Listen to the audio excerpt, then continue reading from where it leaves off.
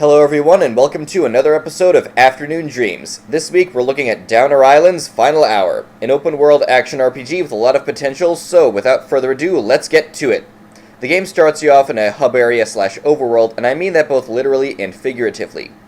You start off in a normal looking house that is assuming the main character Tabris is a nerd. Once you leave home base, you find a path that connects you to all the major areas of the game, though as it is now you can only go to one of them, that being Virtue.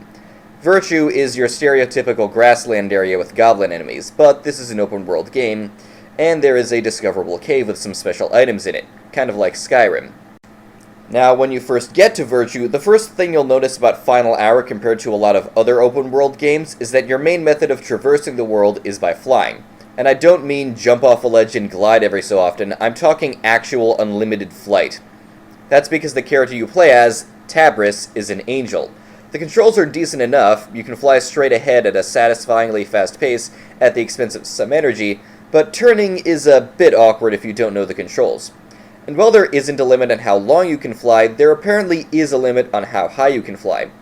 Though you do eventually have to come back to the ground, and when you do, running is really fast, almost as fast as flying. It's actually a lot of fun just to zip around the map.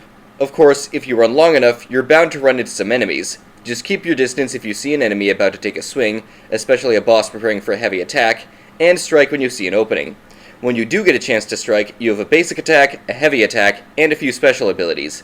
Somen Low is a ranged ability that throws 3 daggers in a wide area, Low Feint is a spin attack against a single enemy that ends in a ground pound with some AoE, and Somen Burning, unlocked at level 5, will cause Tabris to stop temporarily and light all nearby enemies on fire, dealing massive damage.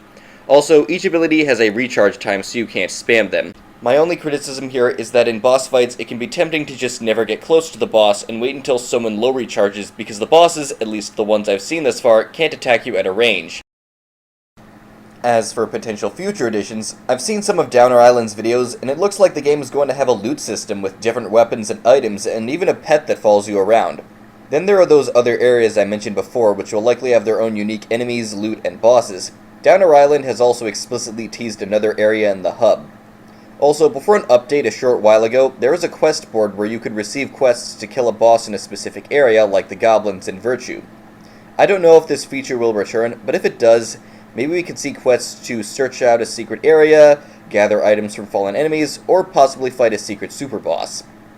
Final Hour may not be the most fleshed out dream I've covered in this series, but it's still a lot of fun even as is.